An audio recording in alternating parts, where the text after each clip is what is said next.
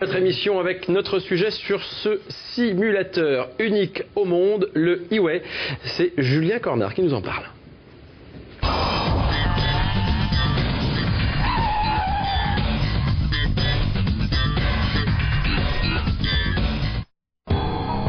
Si vous pensez être aussi habile que Sébastien Loeb, si vous rêvez de conduire une Formule 1, ou si vous êtes passionné de courses d'endurance, le simulateur E-Way est fait pour vous. Dans une atmosphère high-tech et intimiste, vous voilà dans le baquet d'un bolide de course à taille réelle, parti pour une course exigeante dans des conditions proches de la réalité. Et c'est là tout l'intérêt de ce simulateur, permettre à tous de faire l'expérience de la course automobile en toute sécurité. Si vous avez votre permis de conduire, alors à vous les commandes de ces machines très perfectionnées. Les voitures posées sur vérin bougent avec beaucoup d'amplitude et dans les 3 dimensions. Elles reproduisent ainsi fidèlement les sensations de pilotage, avec les G et le son en prime.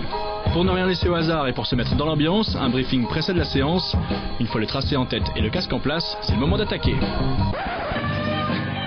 Et c'est là que se fait la différence avec les jeux vidéo classiques.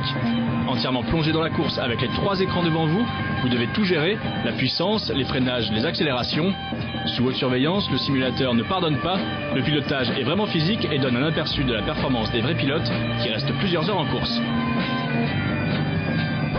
On ressent vraiment des sensations qui doivent être proches de la réalité. Par contre, c'est vrai que c'est épuisant. On se rend compte que là, on passe à peine 10 minutes, un quart d'heure. À la fin, j'avais les bras qui tremblaient, tellement que c'est vrai que ça demande beaucoup d'énergie. Les sessions sont assez courtes et il est difficile lors d'un premier essai de s'habituer et de ne pas sortir de la route. Il nous faut l'avouer, nos performances sont restées plutôt modestes. C'est un peu frustrant, mais au moins cela correspond à la réalité. En passant d'un univers à l'autre, on réalise également les différences entre les types de pilotage. Mener vite une Pescarolo sur piste ou faire glisser une C2 Super 1600 sur terre, c'est radicalement différent. Basé près de Lyon, le complexe E-Way propose également d'autres activités, et notamment de la prévention routière. Mais le cœur de ce centre, ce sont bien ces grands simulateurs et les sensations fortes qu'ils procurent. En exclusivité mondiale, il est possible de goûter aux sensations du pilotage et par là même de voir les progrès qu'il vous reste à accomplir. J'aimerais bien pouvoir y retourner, enfin peut-être pas tout de suite parce que je suis un peu fatigué, mais dans la journée j'aurais bien aimé, ouais. En effet, on y prend vite goût, alors que ce soit en endurance, en Formule 1 ou en rallye, n'hésitez plus, enfilez vos gants et sautez dans le baquet. Et dans tous les cas, ça donne le sourire. Avec nous, Pierre Nicolas, cofondateur de ce simulateur, le fameux E-Way. Pierre, comment avez-vous eu l'idée de créer un tel simulateur? On a l'impression d'avoir un simulateur de vol comme chez Air France. Ouais, mais en fait, l'idée elle est très simple. À la base, c'est une passion pour le sport auto, mais toujours en se disant. J'imagine un petit peu. Ouais. Et puis c'est toujours le même sentiment, c'est de se dire bon, on reste du côté spectateur, mais on n'a pas la possibilité d'être acteur. Donc l'idée était très simple, c'est de se dire comment est-ce qu'une fois dans une vie, on va pouvoir conduire une F1. C'est parti vraiment de là. Après, nous, on n'a pas décidé de concevoir un site au départ dédié qu'à la technologie. On voulait rendre accessible la course. Et c'est cette technologie-là qui s'est imposée. Et comme vous le disiez, qui est issue de l'aéronautique. C'est l'aéronautique qui a été vraiment précurseur, qui utilise le simulateur comme outil de formation pour les professionnels. C'est quoi? C'est un système français parce que c'est unique au monde, ou c'est un système américain ou japonais ou chinois? C'est plus complexe que ça. C'est-à-dire que la réalité, c'est que il faut décomposer le simulateur en plusieurs parties. On a d'un côté la partie vérin qui va donner les sensations de mouvement. On a le véhicule, on a les écrans, on a le son. Ça aurait été bien s'il y avait un interlocuteur au monde qui avait conçu ce produit clé en main, mais c'est ce en quoi c'est une première mondiale, c'est qu'en fait, nous, on a dû aller chercher les vérins d'un côté, les voitures d'un autre, le logiciel. Ça a pris combien de temps pour faire ça?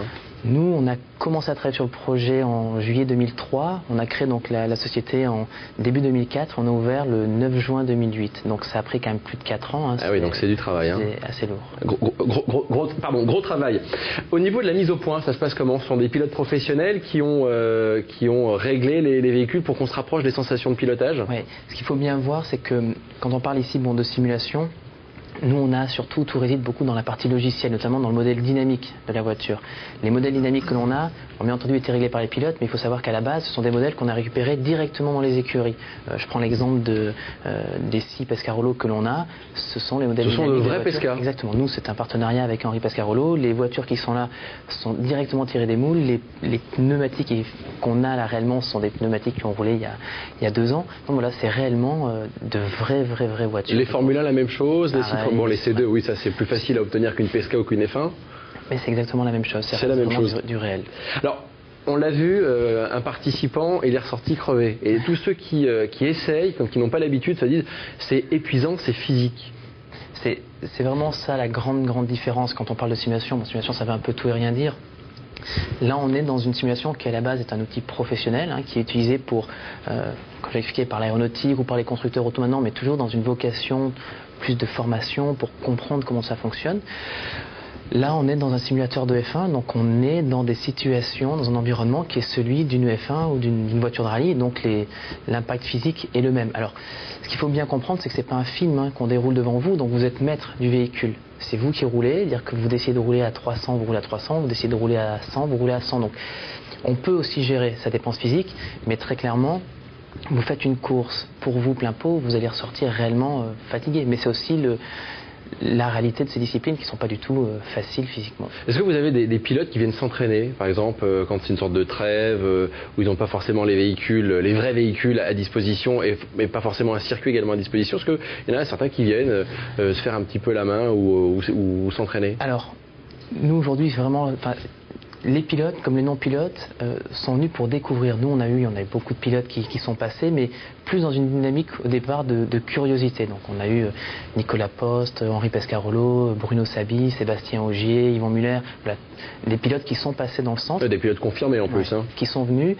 Après, c'est vrai qu'aujourd'hui, l'outil peut être très pertinent pour d'autres utilisations, et on a notamment une écurie dont je tairai le nom, mais qui est venue faire des essais, qui aujourd'hui est à l'étude de voir éventuellement d'utiliser ces simulateurs pour perfectionner vraiment et être une des phases d'entraînement de la saison. Donc ça pourrait servir également aux pros. Ça coûte combien un simulateur comme ça? Le simulateur ou pour en faire? Les deux, tiens. À mon avis, ça coûte moins cher pour en faire que pour le... Vaut mieux, sinon ça serait... Un simulateur, c'est un investissement qui est lourd. L'ensemble du projet Iway, c'était un peu plus de 12 millions d'euros. 12 millions d'euros. Et un simulateur... Alors, nous, il y a 18 simulateurs dans le centre. Il y a 6 F1, 6 Pesca et 6 voitures de rallye. Mais on parle en centaines de milliers d'euros. Ah oui, quand même. Un simulateur. J'imagine. Et une session, ce sont plutôt des particuliers ou des entreprises qui viennent? Parce que ça coûte un certain coût même pour venir se faire plaisir 10 minutes. Oui, mais en même temps, le prix pour nous a été l'élément qui était primordial. C'est-à-dire que... Après, il faut un retour sur investissement quand même. Mais même dans la logique dans laquelle on a appréhendé nous le projet, c'était de se dire, on veut rendre accessible la course automobile. Donc on ne pouvait pas de toute façon avoir un prix qui fasse que ça ne soit pas en fait. C'est là où on est très différent, par exemple des stages de pilotage où pour vraiment piloter une F1, va quand même falloir pouvoir sortir, on va raisonner en centaines ou en milliers d'euros. Ici, nous, on s'est dit, il ne faut pas qu'on dépasse les 100 euros. C'était impossible dans la manière dont on envisageait. Maintenant, on a donc nous des tarifs qui vont de 60 à 90 euros. Ouais, donc ça reste accessible, on peut quand même se faire plaisir. Après, qui sont les pleins tarifs, c'est-à-dire que par contre, donc c'est 60 euros pour faire de l'endurance. Si on vient en groupe, ça coûte moins cher. Exactement. Et si on vient par exemple en semaine, du lundi au jeudi, on a des prix qui sont. Ça c'est comme pour le kart en général, il y a souvent des prix comme ça.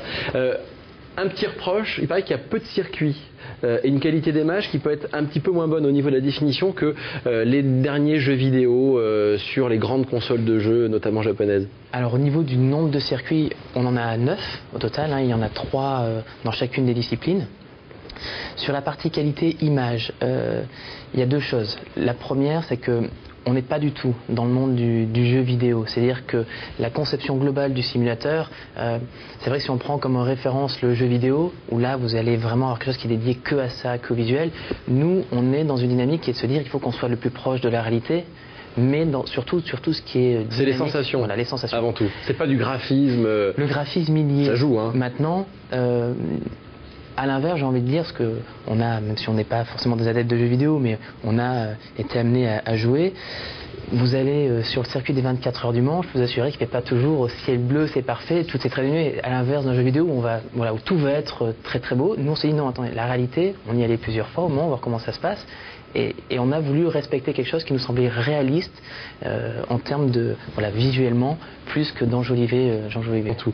Pierre, merci à vous. Et puis on a quand même tenté d'aller se frotter un petit peu à ce simulateur, mais il faut arriver en grande forme, bien reposé. En grande forme, et puis pas de somnolence au volant. Il n'y a pas de somnolence au volant, et puis surtout, c'est qu'il faut quand même pas oublier quelque chose, c'est que nous, quand on a créé l'Iway à l'origine, c'est vrai qu'on voulait rendre accessible la course. C'était très important pour nous. C'est-à-dire que c'est pas simplement du pilotage, c'est de la course.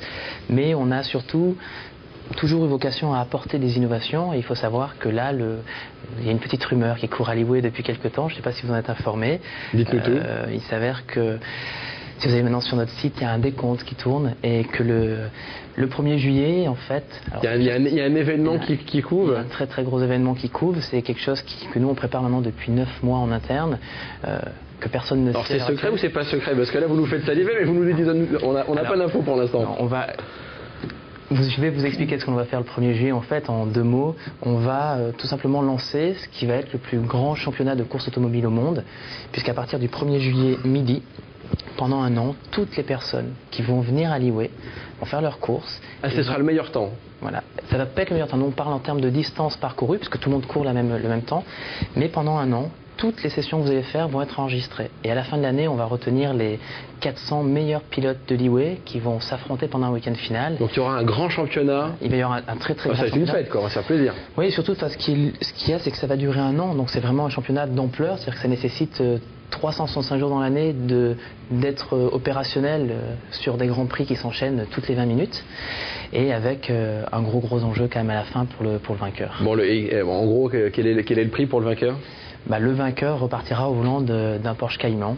Donc, il y a quand même oui, donc c'est quand même un beau prix. Bon, attendez, je vais prendre un petit TGV pour Lyon, mais je vais aller m'inscrire de ce pas. Au passage, c'est le bon moment parce que c'est vrai que très vite, Pierre, parce qu'on a la pub qui nous appelle. On est en plein dans la partie fête des pères et c'est vrai qu'aujourd'hui, on a un peu les. Il fait sa pub, il est bon. Bon, on a compris, il faut aller faire un tour par chez vous. Exactement, et ça permet de faire partie d'une compète et éventuellement gagner une Porsche qui n'est pas anodin. Effectivement, le message est passé, on l'a bien compris. Merci Pierre.